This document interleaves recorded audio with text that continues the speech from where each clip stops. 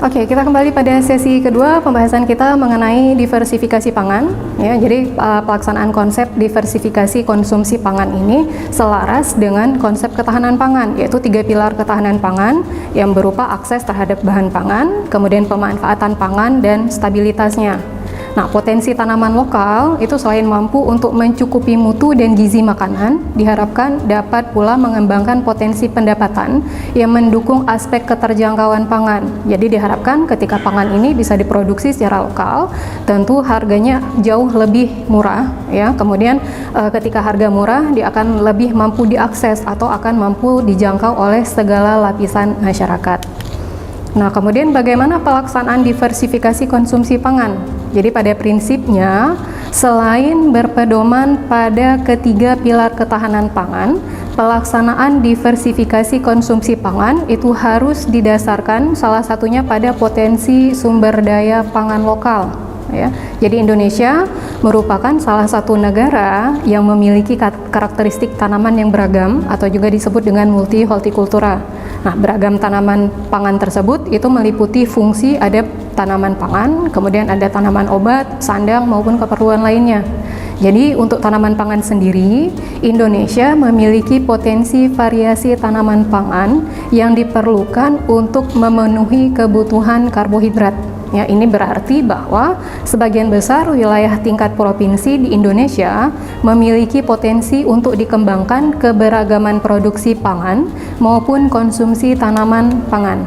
Jadi dalam pelaksanaan diversifikasi konsumsi pangan itu perlu dilakukan identifikasi atas segala jenis tanaman pangan yang dapat dijadikan sebagai sumber pemenuhan kebutuhan pangan. Ada beberapa jenis tanaman pangan untuk keperluan konsumsi yang menjadi sasaran pelaksanaan diversifikasi konsumsi pangan. Antara lain itu yang pertama ada jenis umbi-umbian. Ya, jadi jenis tanaman pangan pokok yang dapat mudah tumbuh di seluruh daerah Indonesia, dan tanaman jenis umbi-umbian ini contohnya terdiri dari ada ubi jalar, kemudian ada ubi kayu, talas, timpul dan lain-lain. Nah, hingga saat ini jenis tanaman umbi-umbian itu belum dikelola sebagai tanaman pokok dan hanya dimanfaatkan sebagai tanaman pangan alternatif. Ya. Jadi di beberapa negara sebenarnya tanaman talas sudah dimanfaatkan untuk membuat bahan baku, apakah untuk tepung maupun terigu. Ya. Nah, kemudian yang kedua ada jenis serelia. Jadi jenis serelia ini adalah jenis tanaman yang meliputi jagung dan sorghum. Ya, jadi seperti halnya jenis umbi-umbian, tanaman jenis serelia ini belum dimanfaatkan optimal sebagai konsumsi pangan pokok atau konsumsi pangan utama. Masyarakat biasanya menanam jenis tanaman serelia untuk keperluan selain konsumsi pangan pokok, seperti misalnya menjadi bahan baku makanan lain ataupun bahan setengah jadi yang tidak dikonsumsi sebagai konsumsi pokok. Nah, kemudian jenis tanaman yang ketiga ada padi-padian. Ya, jadi selain didukung oleh karakteristik lahan yang sebagian besar mampu ditanami oleh padi-padian, program makanan pokok oleh pemerintah itu masih difokuskan pada distribusi jenis tanaman padi-padian. Nah, kemudian yang keempat ada jenis rimpang. Ya, di sini ada 2 tanaman pangan jenis rimpang yang dikenal di Indonesia, yaitu ada ganyong dan garut. Nah, tanaman ganyong ini belum dipopulerkan atau dimanfaatkan sebagai alternatif pangan atau makanan pokok, di mana tanaman ini sebenarnya mudah ditanam di hampir semua lahan yang ada di Indonesia. Nah, pemanfaatannya pun dilakukan dengan mengambil patinya untuk pembuatan bubur atau bihun, termasuk pula campuran untuk pembuatan nasi jagung. Jadi kemudian ada jenis tanaman garut yang juga belum banyak dikenal sebagai jenis tanaman pangan. Nah, meskipun demikian, tanaman garut ini merupakan komoditi bahan baku untuk pembuatan biskuit atau puding. Nah, di antara keempat jenis tanaman pokok tersebut, itu tidak semuanya dijadikan sasaran pelaksanaan diversifikasi konsumsi pangan melalui program percepatan diversifikasi pangan. Pihak Departemen Pertanian atau Deptan itu memfokuskan pada prioritas tanaman jagung, ubi jalar, dan ubi kayu sebagai komoditas alternatif dari komoditas utama. Nah, ketiga jenis tanaman tersebut itu selain sudah dikenal oleh masyarakat, metode bercocok tanamnya dianggap lebih mudah sehingga lebih mampu untuk disosialisasikan ke dalam program diversifikasi konsumsi pangan. Nah, kemudian pembahasan kita berlanjut ke ekonomi pangan. Ya, jadi kita mulai dari pengertiannya dulu. Ya, ini gizi merupakan salah satu faktor penentu utama kualitas sumber daya manusia.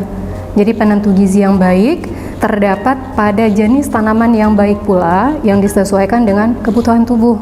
Jadi jenis pangan yang baik itu harus mempunyai ketahanan pangan dan keamanan pangan yang baik.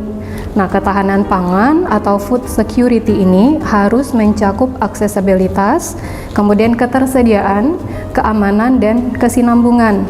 Ya, aksesibilitas di sini artinya setiap rumah tangga mampu memenuhi kecukupan pangan keluarga dengan gizi yang sehat. Ketersediaan pangan artinya adalah rata-rata pangan dalam jumlah yang memenuhi kebutuhan konsumsi di tingkat wilayah dan rumah tangga. Sedangkan keamanan pangan atau food safety ini dititik beratkan pada kualitas pangan yang memenuhi kebutuhan gizi. Nah, ketahanan pangan ini juga disebut basis ketahanan ekonomi dan ketahanan nasional secara berkesinambungan. Namun, di Indonesia, ketahanan pangan ini belum bisa terpenuhi secara optimal karena banyak masyarakat yang terkendala dengan kemiskinan. Nah, kemiskinan ini yang mengakibatkan timbulnya penyakit gizi seperti misalnya penyakit busung lapar, kwashiorkor, gizi buruk, dan lain sebagainya. Secara umum, dapat dikatakan bahwa peningkatan ekonomi sebagai dampak dari berkurangnya masalah gizi kurang itu dapat dilihat dari dua sisi. Yang pertama ada dari sisi biaya, ya, atau berkurangnya biaya berkaitan dengan kematian dan kesakitan. Kemudian sisi yang kedua akan meningkatkan produktivitas. Nah, di sini kita mengartikan ekonomi sebagai salah satu ilmu sosial yang mempelajari aktivitas manusia yang berhubungan dengan produksi, kemudian distribusi, pertukaran, dan konsumsi barang dan jasa. Ya, ekonomi sendiri itu berasal dari bahasa Yunani, yaitu ekonomi atau ekos yang artinya rumah tangga atau keluarga, dan nomos yang artinya aturan atau hukum. Nah, ilmu ekonomi adalah ilmu yang mempelajari perilaku individu dan masyarakat dalam menentukan pilihan untuk menggunakan sumber daya yang langka dengan atau tanpa uang dalam meningkatkan kualitas hidupnya. Nah, di sini ada beberapa aspek yang berkaitan dengan ekonomi, yaitu yang pertama ada resource, ya, kemudian ada scarcity, ada choice, ya, termasuk opportunity cost dan komparatif. Nah, ekonomi pangan di sini diartikan adalah ilmu yang mempelajari usaha manusia dalam masyarakat untuk memenuhi kebutuhan pangan dengan sumber daya yang terbatas, serta mempelajari peranan pangan dan gizi dalam pembangunan. Ya, jadi dengan ekonomi pangan, kita bisa melihat bagaimana upaya masyarakat untuk memenuhi kebutuhan pangannya, meskipun sumber daya yang mereka miliki terbatas. Ya, karena meskipun sumber daya terbatas, ini bukan alasan untuk mengurangi konsumsi pangan yang bergizi. Nah, ada 6 kepentingan ilmu ekonomi pangan, ya. Jadi ada 6 manfaat dalam mempelajari ilmu ekonomi pangan. Itu yang pertama, pangan dibutuhkan manusia untuk hidup, dan pangan merupakan salah satu unsur kebutuhan dasar manusia. Nah, yang kedua, dalam proses konsumsi pangan dan gizi, manusia dihadapkan pada pilihan atau alternatif, yaitu pembelian dan penggunaan pangan dan gizi. Yang pertama, karena keberagaman pangan, ya. Kemudian yang kedua, nilai satuan gizi yang berbeda antar jenis pangan. Kemudian yang ketiga adalah pendapatan yang terbatas. Ya, untuk nilai satuan gizi nilai satuan gizi yang berbeda antar jenis bahan pangan, disinilah yang mendorong kita harus melakukan diversifikasi pangan, karena kebutuhan gizi itu tidak akan terpenuhi hanya dengan mengkonsumsi satu jenis pangan saja, ya.